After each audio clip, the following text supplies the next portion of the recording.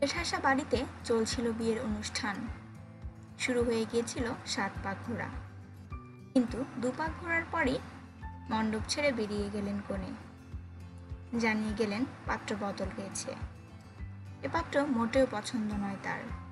তবুও বরের গায়ের রং বেজায় কালো, তাই মাঝপথে বিয়েই ভেঙে দিলেন উত্তরপ্রদেশের কনে।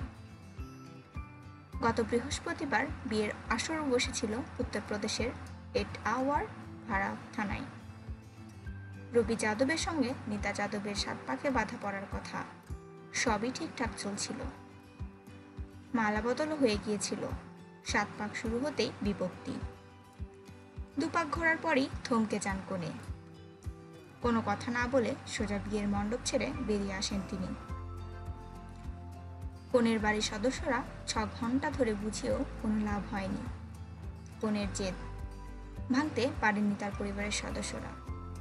শেষ পর্যন্ত বাড়ি ফিরে যেতে বাধ্য হন বরের বাড়ির সদস্যরা। কিন্তু কেন মাঝপথে বিয়ে ভাঙলেন কনে?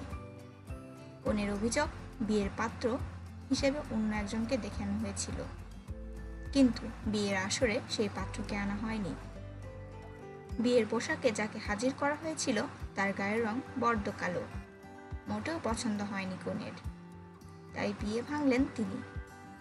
এদিকে কনেও তার পরিবারের সদস্যদের বিরুদ্ধে প্রতারণার অভিযোগ এনেছে হবু বর।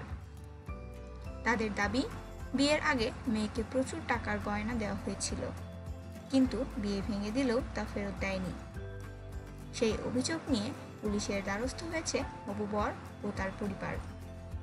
তাদের দাবি, বিয়ে ভাঙায় সমাজে মুখ দেখাতে পারছেন না তারা।